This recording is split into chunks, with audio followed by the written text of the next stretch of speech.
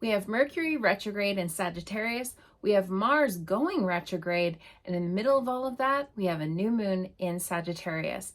Welcome, I'm Gretchen Heidel, and I'm going to be going over the astrology at the very beginning of December 2024. And boy, it's a doozy. We have a very jam-packed week. We haven't had a week like this in quite a while, where there's just like something kind of going on, something big going on during this time.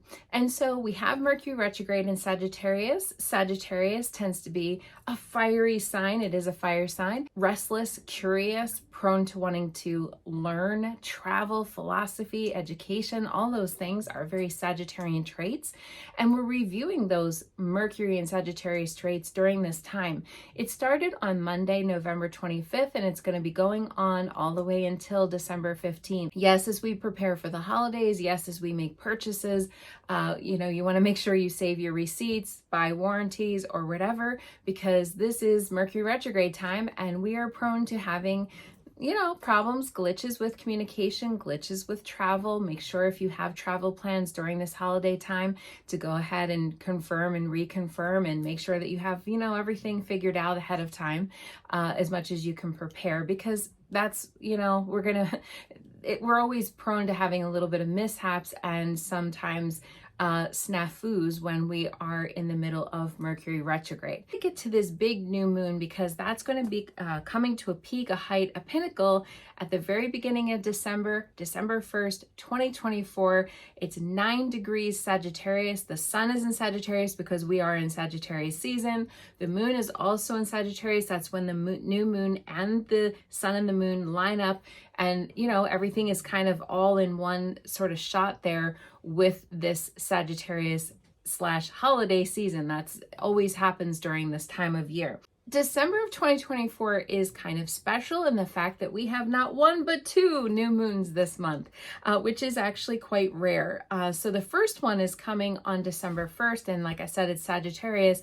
And then the last one, or the second one, is coming at the very end of December, and that's going to be on December 30th, 2024. Now, because there's two new moons in a month, if you've ever heard of the expression once in a blue moon, that's what we call two full moons in a month.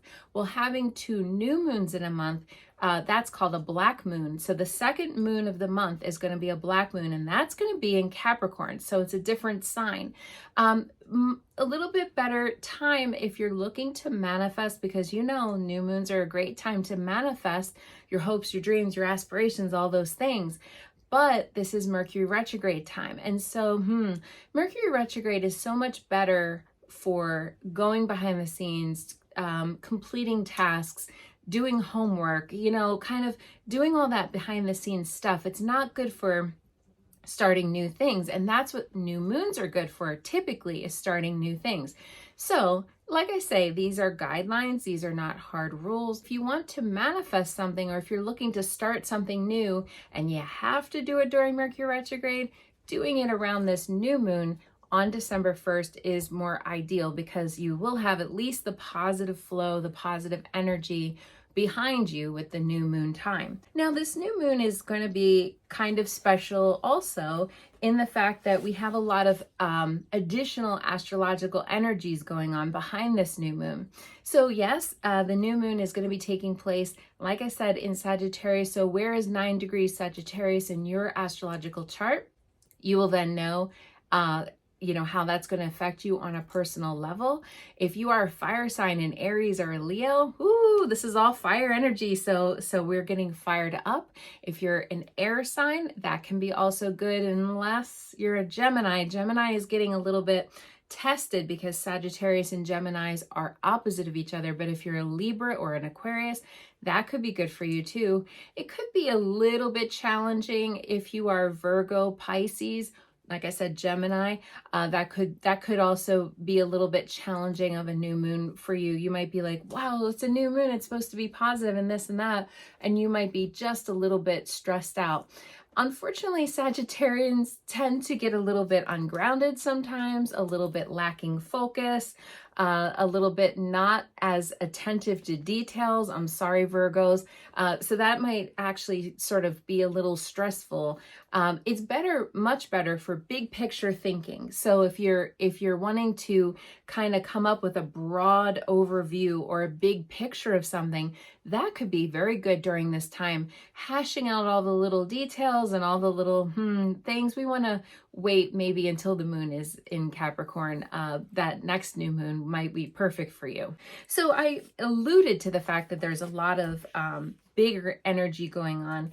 So on the day of the new moon comes to a peak, a height, a pinnacle on Sunday, early morning. So really overnight, Saturday into Sunday. Sunday, it's 1:21 a.m. Eastern time. Actually be occurring at 10:21 p.m. Pacific time if you're living out on the West Coast, plus or minus wherever you are viewing this from. So this new moon is powerful overnight from Saturday into Sunday, but also behind the scenes of the new moon, Jupiter in Gemini, which is also retrograde right now, is going to be forming a positive trine, which technically is good, with Black Moon Lilith, which is technically a little challenging. Black Moon Lilith is always a little bit of a challenge, we'll say. She's in Libra right now. So we have Jupiter and Lilith kind of lining up. A trine is positive, okay, so that's good. Black Moon Lilith is something that is raw, primal, spicy. And with Jupiter kind of lining up there, it is bringing all of that to the surface. So if you're finding yourself feeling a little bit spicy right now, maybe getting a little irritated or getting a little bit argumentative or even just feeling impatient with yourself, that could be because Black Moon Lilith is coming up. And for sure, she's in Libra, which highlights close personal romantic relationships, as well as Gemini as our friends, groups of people. So there could be a social, airy quality to this. What's special about this is that Jupiter trine Lilith is actually going to be involved in an even bigger picture thing that is going on behind the scenes. And this is called a mystic rectangle. And if you can see on the screen here, I'm just going to try to make it as big as possible. We do have Jupiter, we have Vesta, we have Black Moon Lilith, we have Mercury, and we have Chiron. Jupiter makes everything bigger. Vesta is our safety. Black Moon Lilith, like I said, is raw and untamed. We have Mercury, which is talking, speaking, communicating, which I just told you is retrograde in Sagittarius. And then we also have Chiron in Aries, something we need to heal. Now, a mystic rectangle is formed by having two oppositions and then a bunch of planets that are trine or sextile one another.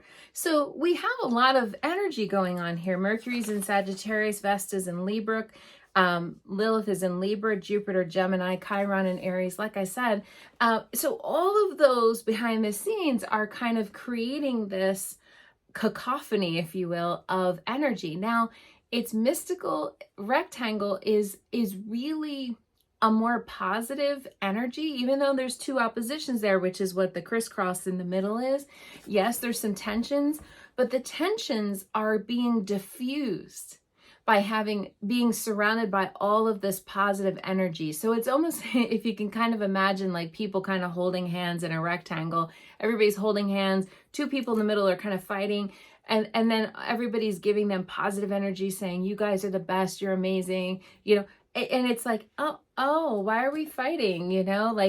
Like the energy then gets diffused and it actually becomes something that's positive. So if we have something that comes up that needs to be healed, something that's about our inner sort of dark side, that's Lilith, it's something that we want to repress, is like our shadow side or our darker self, something that comes up around that. Anything that we have those feelings about, that can actually be transformed into something that is a really positive thing.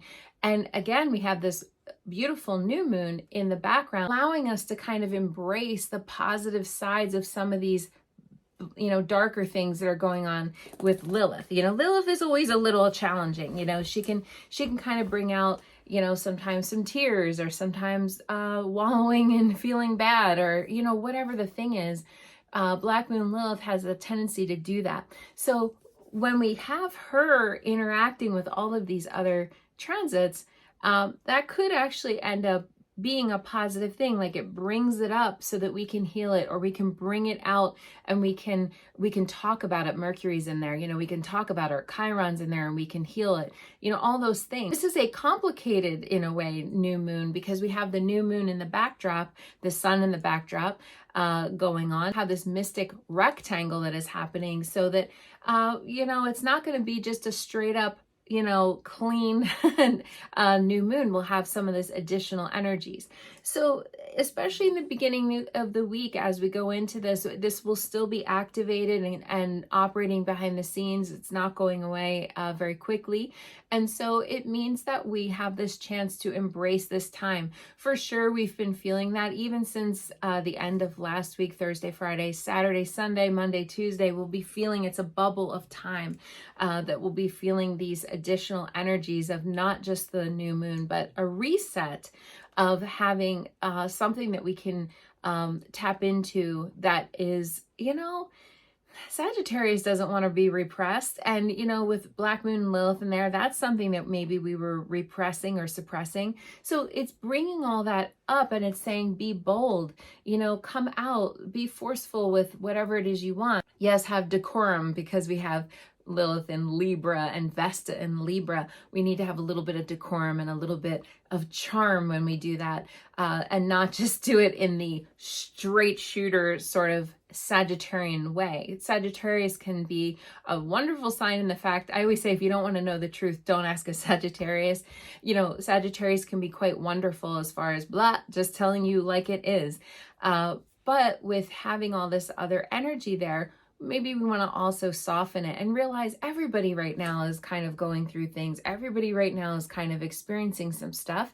And even if it's just that, you're feeling the collective energy of what's going on, the backdrop of, politics and, whatever that's happening in your life. Maybe it's something in your family, whatever that might be, that we're all going through something. So now we need to be sort of gentle, kind, but yet, tell the truth and bringing it out. Sometimes, journaling and talking to a trusted friend or something like that can really get rid of some of the energy that you might have been holding on to up until recently. Remember, Mercury retrograde is very good at reviewing something, going back. Think retrograde. So retro means to go back and to review something, to bring something out, to look at it again, to reorganize it, to reconnect with it, whatever the thing is.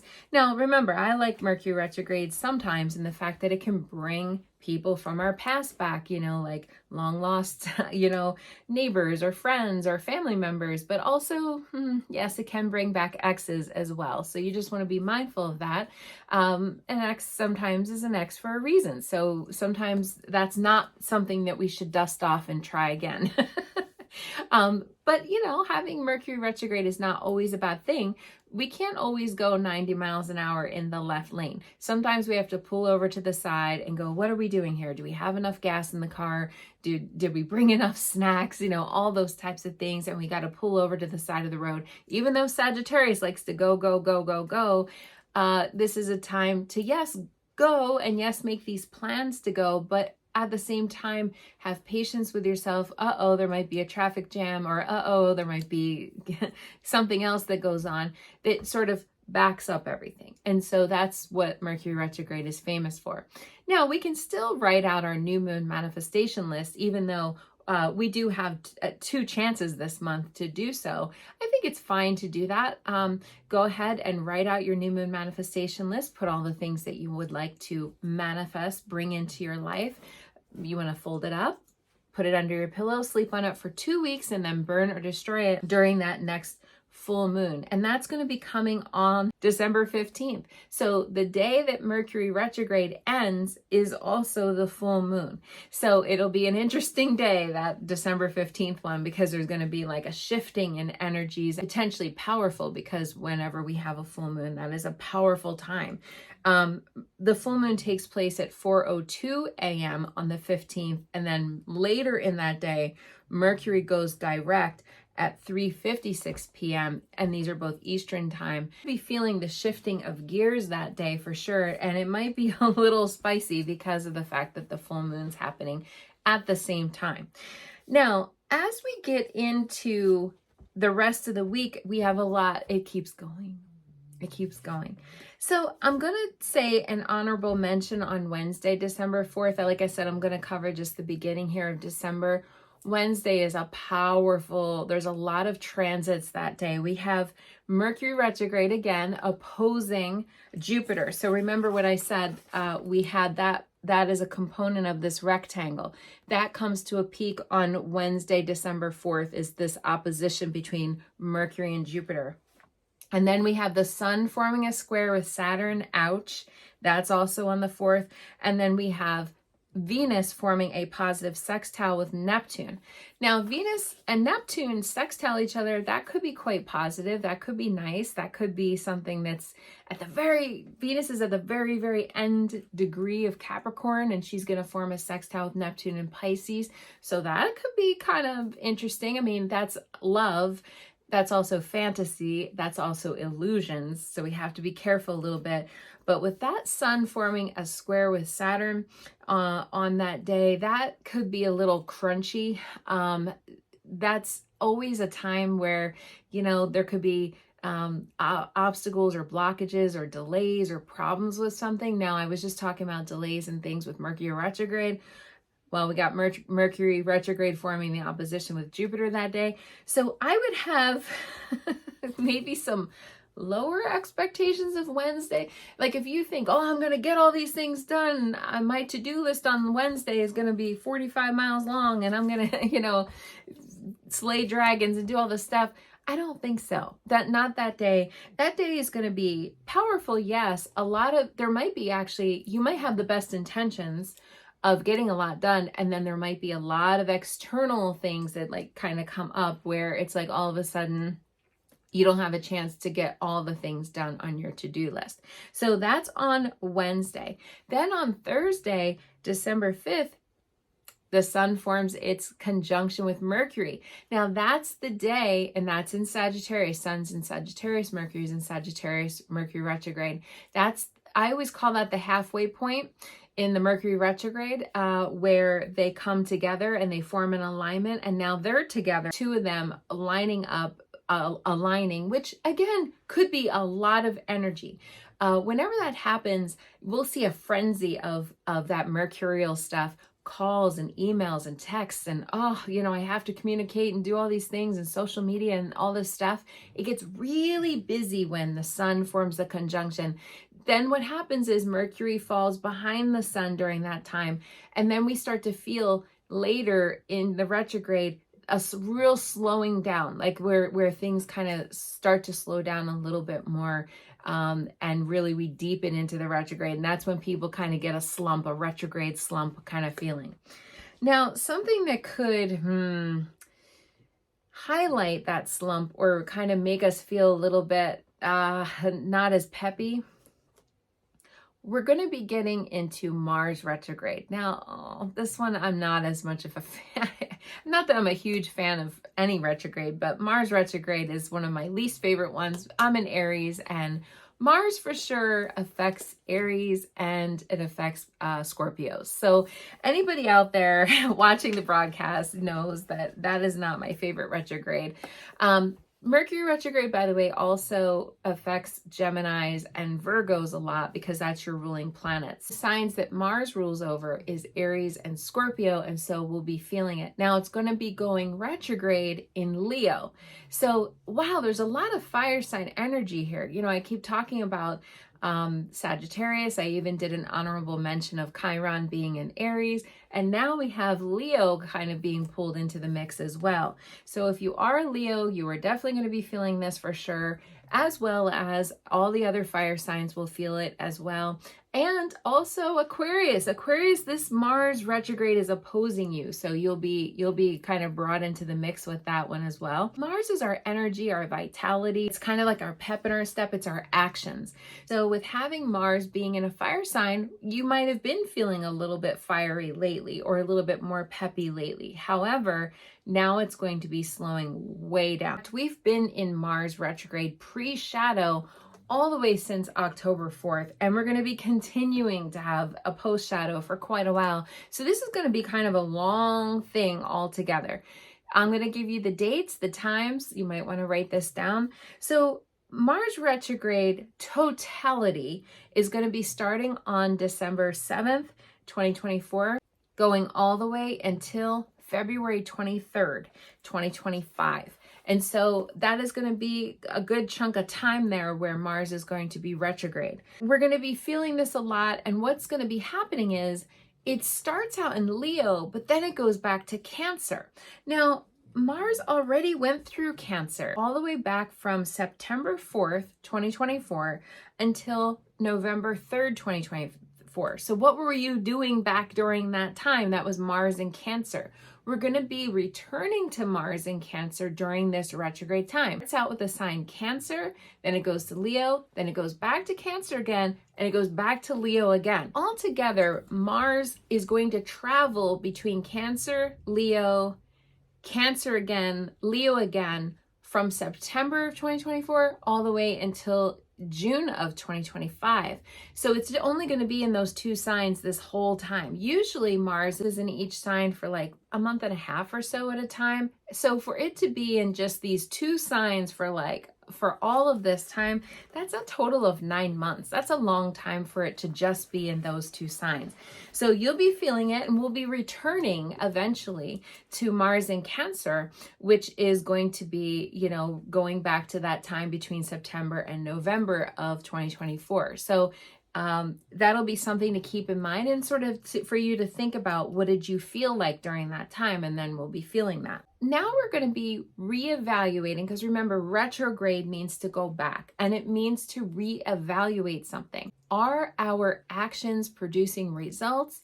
Are we focusing enough time on our physicality, on our exercise, on all of those things? So if you think about Mercury is the mind, and we're retrograde with Mercury right now, but Mars is the action in our bodies and our sexuality. So this is a lot of stuff that's getting kind of brought back. We're going to be reevaluating it.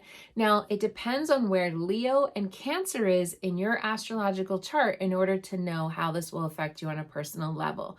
And for those of you that are watching that are new here, just to go over this, retrograde means to go backwards, to review something. But the planet doesn't literally go backwards. It's actually an optical illusion. And it looks as if it's going backwards. And that term is what we call in astrology a retrograde. So when I say go backwards, I mean as it appears from the earth, okay? Because somebody almost always calls me out on that. So I'm beating you to the punch. Retrograde is going to start at 6 degrees Leo. It's going to go all the way back to Cancer, 17 degrees Cancer during this time, during that little bubble that it'll be in that little zone there. So Mars has actually been in Leo for a little while now, since November 3rd. It's going to start out in Leo, like I said, 6 degrees Leo is where the retrograde is starting. And it'll stay in Leo all the way until January 6th. And then after that, it's going to go back into Cancer. So we're going to have this little bubble of Mars retrograde being in Leo. So now we have to reevaluate. How do we play? That's Leo. How do we play? Where are we with entrepreneurial endeavors, or believing in ourselves, or having like some chutzpah or some confidence? Remember that this is Leo is ruled by the sun, and the sun shines typically, except for when we're retrograde, and we're kind of like having to look at, have I been too egotistical? Am I not confident enough? There's these questions that are going to come up around all of this Leo stuff. Leo is the performer of the zodiac, so it's about getting out there, putting your name out there, doing all the different things, potentially performing, potentially singing, dancing, all that stuff. Leo is a performer, so getting out there and doing that. Leo is the natural ruler of the 5th house, which is our children, which is pets that we love as our children. So, and it can be love. 5th house is definitely love, crushes, flings, all that stuff. So this particular retrograde is all about that stuff. And it's really asking us to say, are we creative? Are we putting our endeavors in the right place? Are like, as far as our actions, are we taking enough action? Remember, law of attraction has the word action in it. And so sometimes we gotta, maybe we need to do more. And sometimes with Leo, which is very important, Leos, sometimes you need to do less. I know a lot of Leos that are just overdoers, and it's like, whoa, you gotta like slow down. And sometimes that's about doing too much. So Mars retrograde is going to have us evaluating, are we doing too much, or have we been doing too little? And maybe we need to step up to the plate.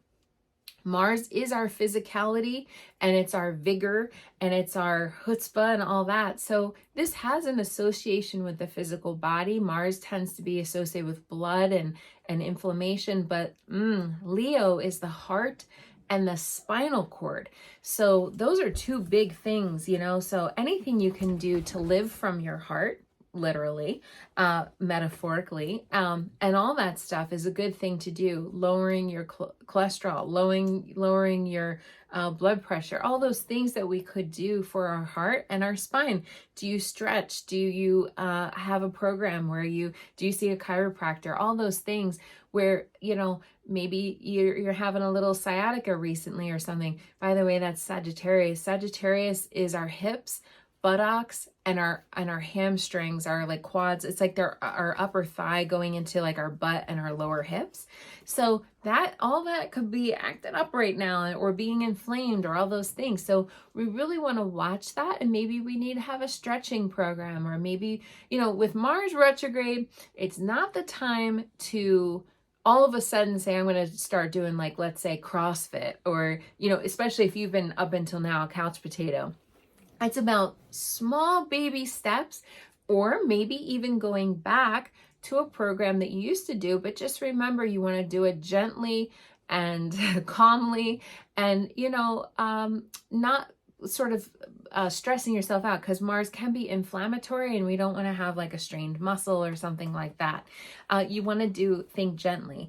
Of course, there is a little bit of a romantic thing with this. Mars is our sexuality, and it's our passion and how we sort of feel sexual. So if that's been something that hasn't been going well for you, or if you haven't been feeling as sexy lately, maybe it's time to kind of look at that and think, well, how can I feel better? How can I feel better about myself?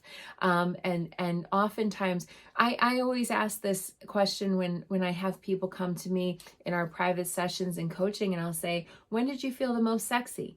Typically, it's not because of a person. Typically, it's because of how they felt on the inside. They'll say, well, that was when I was really in shape, or I had just lost some weight, or, I was, feeling my best. I had a new haircut or something like that. Boy, Mars and Leo is definitely all about the hair. So all those things are things that we could help us to connect with our sexuality and how we feel passionate and what we feel passionate about. It is about going back to something that maybe made us feel good in the past. And that's okay to do. You can bring that out. There's no rules against that. Whatever makes you feel good on the inside will help to feed that passion and that sexual sort of prowess that we have internally as well. Mars went retrograde on Friday, December 6th at 6:33 p.m. Eastern Time. West Coast, it'll be 3:33 p.m. Pacific Time. That's when Mars retrograde starts. Then we have Venus moving into Aquarius the next day on Saturday. That's interesting, because Aquarius, like I said, is opposite of Leo. So we have now Venus in the opposite sign of Mars. That'll be interesting. Mars and Leo is that spicy, passion, fiery Mars, where we have more of a cool cerebral Venus sign going on right now. Venus in Aquarius is all about going in romantically through the mind first. I always say Venus in Aquarius is very sapiosexual. In other words, they fall in love with a person's intellect or how the person thinks or what are they thinking and all about that good stuff. They want to know somebody's mind and what is going on behind the scenes with the way that they think. And that is a very cerebral Venus. That's actually my Venus. So I do know a little bit about this. Venus into Aquarius goes on all the way until January 2nd, 2025. And so about 1 month or so, it's going to be in that sign. And that'll be a very cerebral Venus sign, definitely thinking about love and sort of intellectualizing love. And maybe even thinking about, going online or doing some sort of thing. Venus in Aquarius is definitely online love. So if you were thinking about that, that's okay, except we want to wait until Mercury is no longer retrograde for sure before we end up, taking a look online for any kind of new romantic thing. Also, that can be meeting somebody through friends. And because Aquarius is a friendship-oriented sign, it's the ruler of the 11th house, and that's friendships and groups of people. So it is holiday season, it is party time. So potentially there's an in there for finding new love if that's what you're looking for.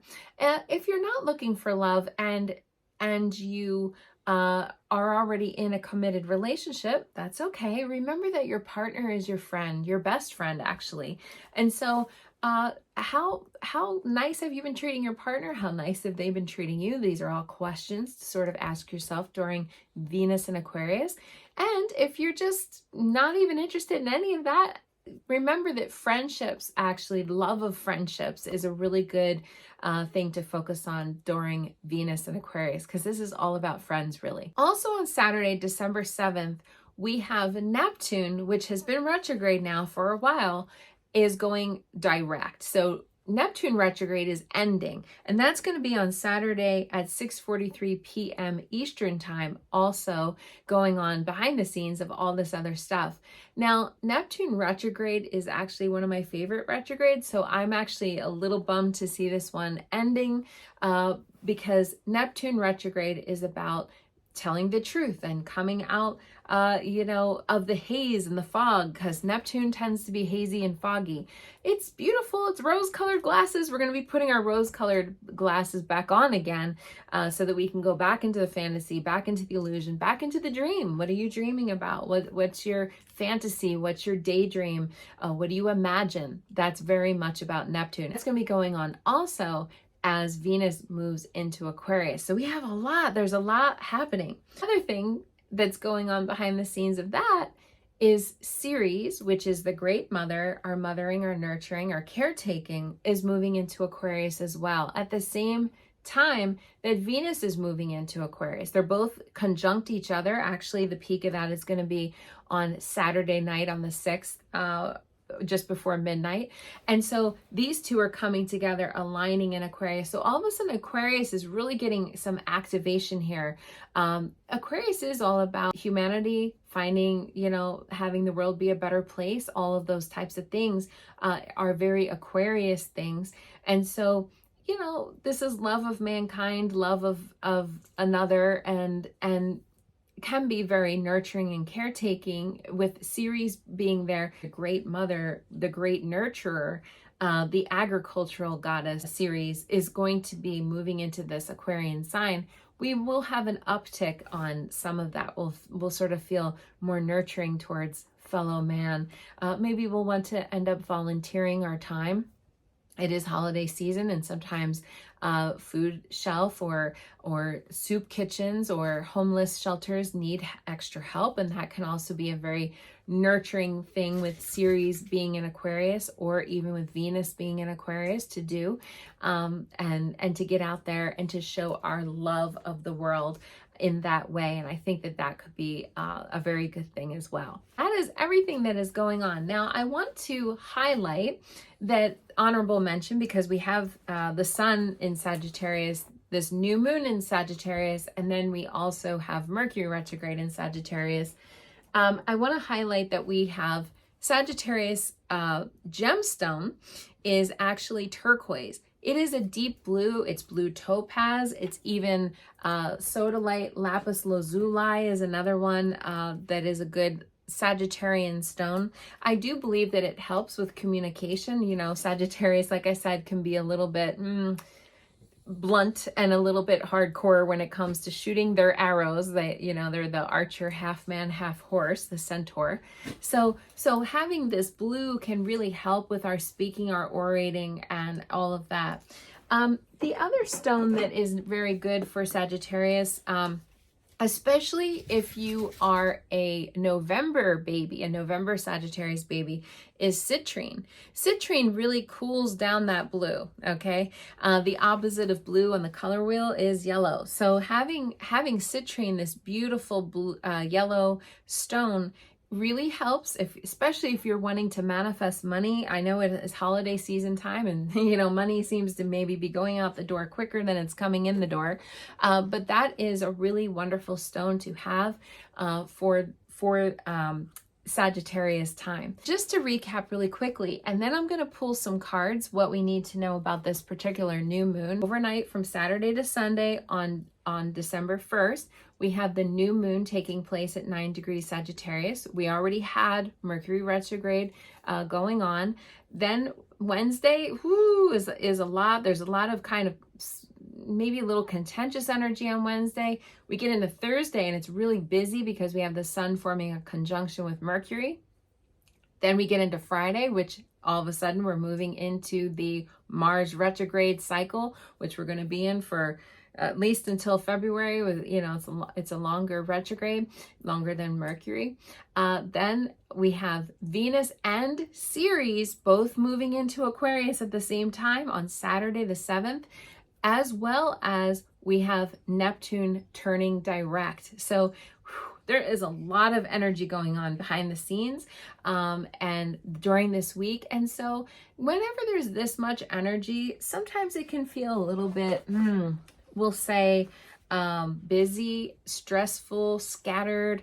Those are sort of words that people will describe. It doesn't have to mean that it's negative. It's just a lot. It's just a lot of energy. So you want to pace yourself. Remember, this week is not a sprint. It's going to be more of a marathon. So you want to pace yourself and just breathe. And remember, it's a holiday season. Nobody has to be perfect, especially with all these retrogrades. That's being perfect is off the table already. So Sagittarius is not known for being super good at paying attention to details. So, you might forget that you bought, somebody something and it was hidden under the bed, or, I don't know. There's different things that can slip through the cracks during Sagittarius, because Sagittarius is not the best with details. Unless if you have a Sagittarius, a Virgo moon or a Capricorn moon or something like that in your personal chart, typically Sagittarians are better at the broader picture, the big picture, the global overview, which there's a place in life for both, okay? The detail and the big picture. And both are important. Okay, what do we need to know? I'm going to pull some cards. I'm going to be using my Moonology deck is the first card. I'm going to pull multiple cards. What do we need to know about this week, this new moon, all the good stuff? What do we need to know? Okay. Oh, well, there you go. Time to take action. This is the new moon in Aries card, even though we're having a new moon in Sagittarius. This is time to take action. Okay. I would say definitely before taking action, before Mars goes retrograde. If there's something you had to take action on, just remember, we're not supposed to be initiating new things during Mercury retrograde per se, but maybe you needed to take action on something. Taking action is different than initiating something new. I'm also going to pull from our Major Arcana Tarot deck. What do we need to know about this? Oh, the wheel. Love that. Yeah, the wheel. For sure, the wheel. Right? Because something's changing. What's up must go down, what's down must go up. The wheel of life is always changing. This is called the Wheel of Fortune, so you can see that there's some coins in there, so that's good. The wheel is all about knowing that things are changing. And of course, retrograde time, 2 planets that just recently, freshly are going retrograde. And then we have one planet that is ending its retrograde time. See, so the wheel is kind of switching, turning. We are going to be in the middle of change for sure. Okay, so I'm going to be using my angel deck. I love to pull from these broadcasts. What do we need to know collectively in reference to all of this change and this new moon and navigating all of this stuff, the holiday season? Okay, we have nurture card. This is Ceres. Ceres is all about nurturing. I was just talking about nurturing, right? Archangel Gabriel, as you nurture a child, you nurture your own inner child. Both activities are important for you right now. Beautiful card. It's all about nurturing yourself. Ceres moving into Aquarius. That Ceres is going to be activated. And like I said, she's nurturing too. So yeah, take care of yourself during all this. That's really the big message there. That is a big message. Take care of yourself. Last but not least, I'm using the romance angel card because we have some romantic. We have Mars retrograde happening. We also have Venus moving into Aquarius. So what do we need to know about our love lives? Let's see. Ooh, well, there is a possibility of finding some true love. We got some true love here. This is a romance of a lifetime, true love, right? Well, it could be romance with yourself even too. I mean, that's another thing. Remember that love starts from within and then goes outward. But like I said, this could be a time to match up or link up with somebody that unexpectedly you see at a party, you meet through friends, you know, all that type of stuff. I mean, that's great to do during this time of year for sure. All right, everybody, I hope that helped, that general overview of the first beginning part of December 2024. As always, I am still doing astrological sessions, personalized sessions. If you want to have a one-on-one astrology intuitive coaching session, please feel free to reach out. The description and link is in the bio. And happy holidays, everybody. I hope you enjoy this wonderful new moon time in Sagittarius. Remember to have adventurous heart, adventurous spirit. We're going to be having a lot of adventures with all of this Sagittarius energy. Thanks for watching.